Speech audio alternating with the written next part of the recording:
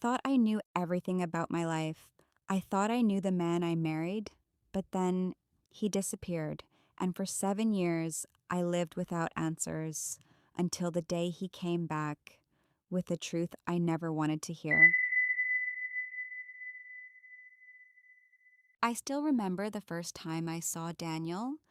I was 22, working at this little coffee shop in Austin. It was raining outside when he walked in. Tall, confident, with that smile that made my heart stop for a moment. From the very first glance, I knew. 3 months later, we were inseparable. 6 months later, we were married. Life wasn't perfect, but it was ours. Daniel worked for a construction company, and I taught art at a local school. We didn't have much, but we had each other, and that was everything. Until one Monday morning, everything changed.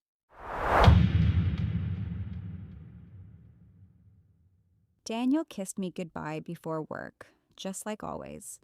He promised he'd call later. That call never came. At first, I thought he was just busy. Then I started to worry. By the next morning, panic set in. I called his coworkers. I called the hospitals. I even called the police, but nobody had seen him. I'll never forget what the officer told me. Ma'am, sometimes men just leave. Leave? No, not Daniel. Days turned into weeks. Weeks into months, and there was nothing.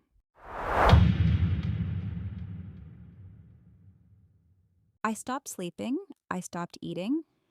Everywhere I went, I thought I saw him. At the grocery store, at the gas station, even in my dreams. A year later, they declared him missing. People stopped calling. My parents begged me to move on. I tried. God knows I tried. I packed his things into a box. I hid it in the back of the closet. I stopped wearing my wedding ring. I even went on a few dates. But no one compared to him. 7 years, 7 long, empty years. I wasn't the same person anymore. I'd rebuilt myself, piece by piece. And then I met Michael. He was kind, gentle, safe. I started to believe I could be happy again. For the first time, I felt okay. Until the night Daniel came back.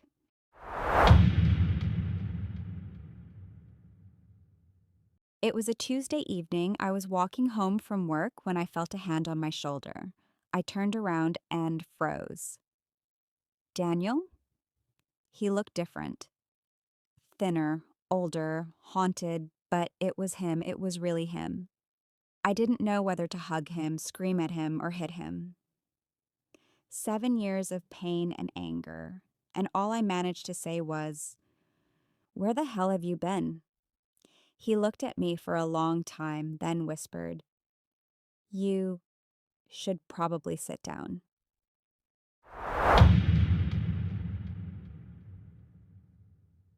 We sat on a bench in the park.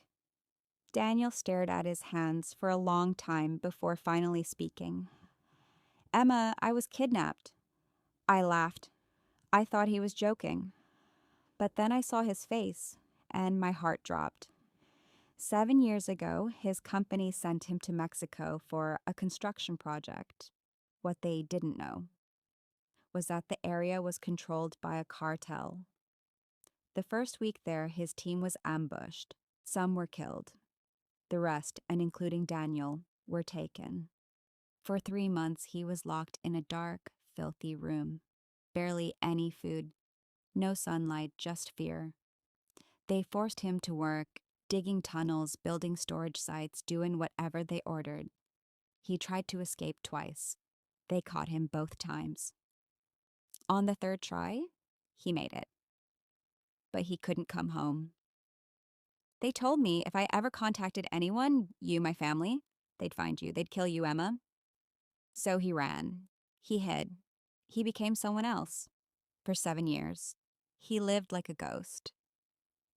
And when the cartel was finally taken down last year, he came back.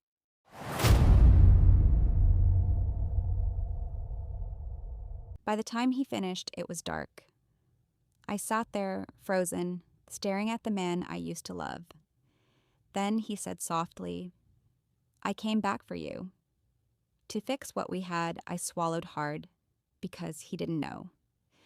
"Daniel, I'm with someone." He looked away, silent for a moment, then nodded, tears in his eyes. "I waited 7 years for you. I thought you'd still be waiting for me." That night I went home and told Michael everything. He held me. Then he said quietly, "I love you. But whatever you decide, I'll understand." For days I couldn't sleep. I found the box of Daniel's things, our photos, letters, memories. I cried until my chest hurt. And finally, I made my choice. I met Daniel at the same bench. I held his hand and whispered, "I'm so glad you're alive, but I can't go back. I'm not the same person anymore. I have a new life now." He nodded, tears streaming down his face. And then he walked away.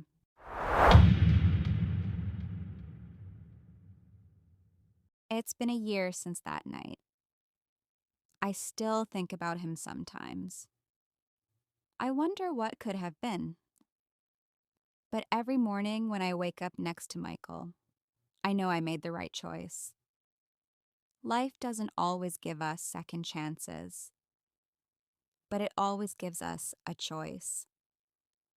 And that choice defines who we are